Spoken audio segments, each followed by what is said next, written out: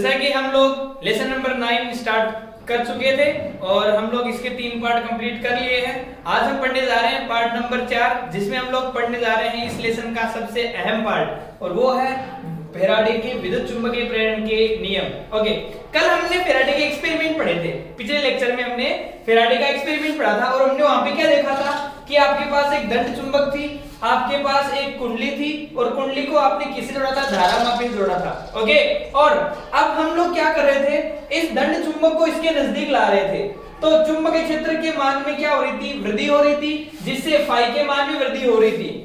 और फ्लक्स के मान में जब कंटिन्यू समय के साथ में वृद्धि होती है अथवा कमी होती है, तो उसके कारण हमने क्या देखा था? गैल्वेनोमीटर विक्षेप आ रहा था। ये हमने कल देख लिया था।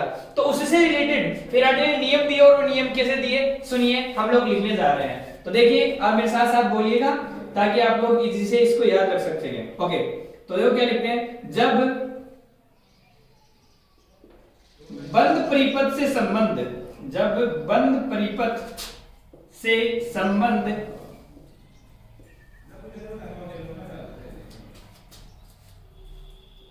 चुंबकीय फ्लक्स में परिवर्तन होता है,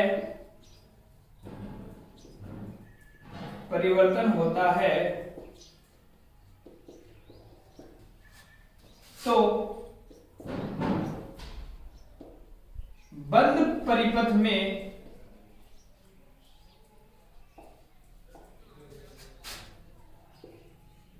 प्रेरित विद्युत वाहक बल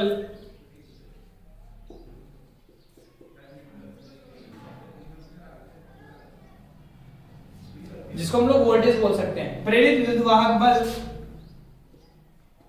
का निर्माण होता है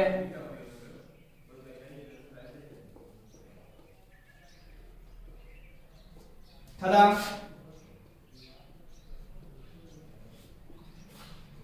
परिपथ बंद है, तो प्रेरित विद्युत वाहक बल के कारण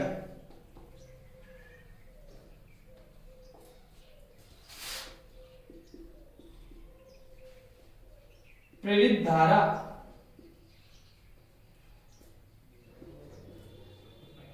उत्पन्न होती है।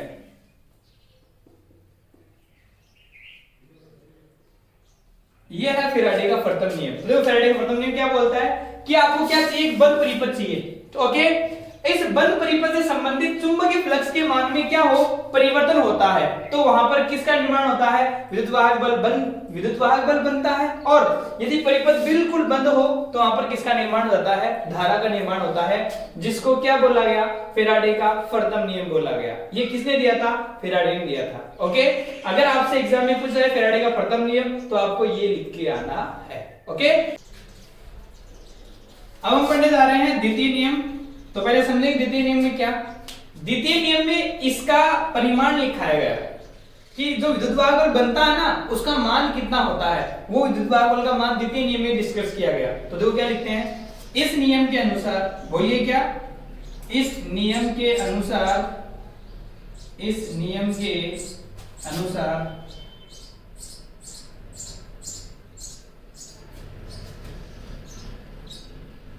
प्रेरित विद्युत वाहक बल का परिमाण, बोलो किसका? प्रेरित विद्युत वाहक बल का परिमाण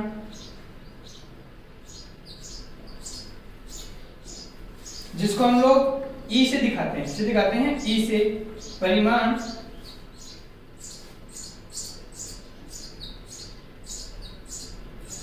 फ्लक्स में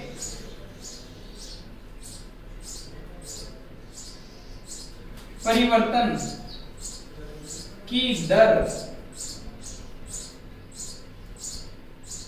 के समानुपाती होता है। यह है इसका द्वितीय नियम। तो क्या होगा द्वितीय नियम? इस नियम के अनुसार प्रेरित विद्युत वाहक बल का परिमाण फ्लक्स में परिवर्तन की दर के समानुपाती होता है। ये कौन सा नियम है इसका? द्वितीय नियम। अर्थात हम क्या लिखेंगे? अर्थात बोलो, प्रेरित विद्युत बल का परिमाण हम लोग उसको किसे दिखाते हैं? ई से, और ई समानुपाती है फ्लक्स में परिवर्तन की दर, समानुपाती फ्लक्स में परिवर्तन, ये लीजिए डी फाई बी, और दर ये लीजिए dt। तो बोलो क्या हो जाएगा? E समानुपाती d phi B by dt। Okay, अब यहां हमारे पास एक प्रोपोर्शनल साइन है। यहां पर कौन है? प्रोपोर्शनल साइन है। इस प्रोपोर्शनल साइन को हटाएंगे तो एक नियतांक लगाएंगे, और नियतांक के रूप में हम लोग लगाते हैं 1। ओके, अगर इस कुंडली में घेरों की संख्या n हो तो उसको किससे मल्टीप्लाई कर देंगे? n से। तो हम लोग इसको आगे और डिस्कस करने जा रहे हैं, और हम लोग लिख देंगे इसको E equals to n d phi B by dt। Okay, एक छोटी सी बात और ध्यान में रखनी होगी।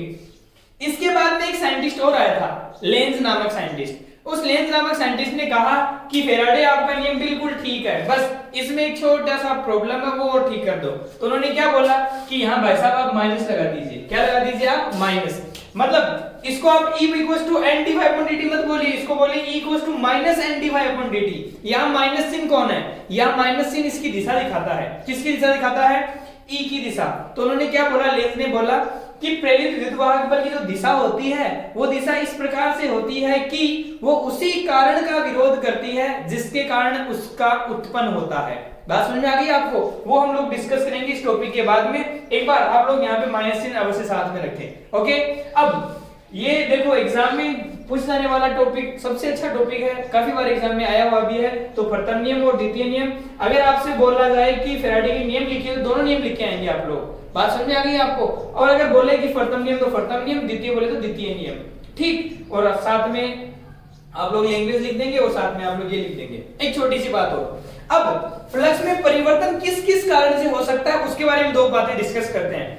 ये देखिए यहाँ पर हमने लिखा है डी फाई बी। ये फाई कौन है? हमने जो पढ़ा था कल, फ्लक्स। फाई कौन था? फ्लक्स। और फ्लक्स की वैल्यू थी आपके पास B vector dot A vector. जब हम लोग इसको ओपन करते हैं तो खुलेगा ये बी ए कॉस थीटा। तो अब आप ध्यान से देखिए, अगर आपको इस फाई को वेरी करना है, इसको चेंज करना है, तो कौन कौन चेंज होगा? बी चेंज होगा, या ए चेंज होगा, या कोस थीटा चेंज होगा। मतलब तीन चीजें चेंज हो सकती हैं। कौन कौन? या तो बी चुंबकीय क्षेत्र चेंज कर दीजिए, या ए एरिया क्षेत्रफल चेंज कर दीजिए, या थीटा, थीटा मतलब कौन? दोनों के मध्य बनने वाला कोण चेंज कर दीजिए। उनके चेंज होने से कौन चेंज हो सकता है? फ्लक्स में परिवर्तन हो सकता है। बात समझ में आ गई? और किसके सापेक्ष? समय के सापेक्ष। तो ये थे दोनों फैराडे के नियम। आप इनको अच्छे से याद करेंगे, एग्जाम में काफी बार पूछे गए हैं। ओके, अब इसके आगे हम लोग इसके एग्जाम्पल डिस्कस करते हैं।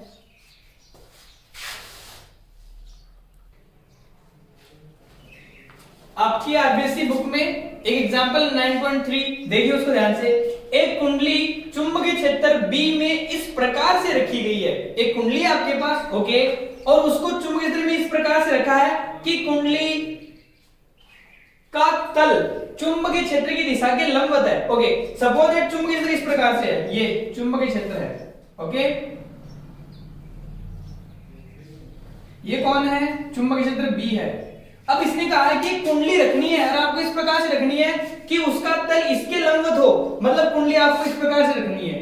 बात समझ आ रही है? जब आप कुंडली को इस प्रकार से रखेंगे, ये मान लीजिए आपके पास एक कुंडली रखी है आपने, ओके, अब आप क्या देख रहे हैं? ये कुंडली इस प्रकार से रखी है, तो इसका जो क्षेत्रफल सदिश होगा वो किस तरफ होगा? बाहर की तरफ। मतलब इसका क्षेत्रफल सदिश किस तरफ होगा?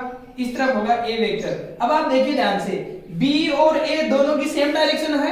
अरे आपने कुंडली का तल इस प्रकार से रखा है ना कुंडली को, तो बी और ए दोनों सेम डायरेक्शन में, तो बताओ थीटा का मान कितना डिग्री होगा? 0 डिग्री होगा। ओके, अब आपको निकालना क्या है? तो इसने कहा है यदि कुंडली से संबंधित फ्लक्स का मान इतना है, तो इसने किसका मान दे रखा है? फाई का मान दे रखा है। फाई इक्वल टू कितना? बोलिए, 2t स्क्वायर माइनस 60 प्लस 9, और ये किसमें है? मिली वेबर गिवन है ये। तो आपको कितने सेकंड पर? t बराबर 5 सेकंड पर क्या निकालना आप लोगों को? t बराबर 5 सेकंड में कुंडली में प्रेरित विद्युत बल का मान ज्ञात करना है। ओके, तो आप लोग प्रेरित विद्युत बल ज्ञात कीजिए। हमें पता है प्रेरित विद्युत बल का जो वैल्यू थी वो E इक्वल्स टू, हमने थोड़ी देर पहले पढ़ा था, E इक्वल्स टू क्या? Minus n d phi B by dt था। समझ रहे हो आप लोग? ओके, यहाँ n कौन थी? कुंडली में घेरों की संख्या। यहाँ घेरों की संख्या नहीं दे रखी है, इसका मतलब आपको घेरों की संख्या कितनी माननी है? एक माननी है। तो बोलो E इक्वल टू कितना हो जाएगा? Minus d phi B by d T. Solve करते हैं इसको, तो E इक्वल टू कितना हो जाएगा? Minus D by d T. Okay, बोलिए फाई बी की वैल्यू कितनी? ये रखी, कितनी है? 2t square minus 6t plus 9 और साथ में कौन? मिली में कीजिए इसका अवकलन। E इक्वल्स टू क्या हो जाएगा? माइनस, अब देखिए आप ध्यान से, दो नियत है, ये लीजिए दो ऐसा का ऐसा, इनटू बोलिए t स्क्वायर, हमें बताया x की पावर n का अवकलन होता है n x की पावर n माइनस 1, तो बताओ इसका अवकलन क्या हो जाएगा? 2t की पावर 2 माइनस 1, इसका अवकलन हो गया। फिर कौन सा चिन्ह है? माइनस, तो ये लीजिए माइनस। 6 कौन है? कांस्टेंट है, तो ये लीजिए 6 इनटू, देखो t की पावर आप लोग कितनी मान सकते हैं? 1 मान सकते हैं, और हमें पता है वही n इनटू वही t की पावर 1 माइनस 1, उसके बाद में प्लस 9 का अवकलन कितना होगा? 0, और साथ में नियत कितना? 10 की घात माइनस के 3।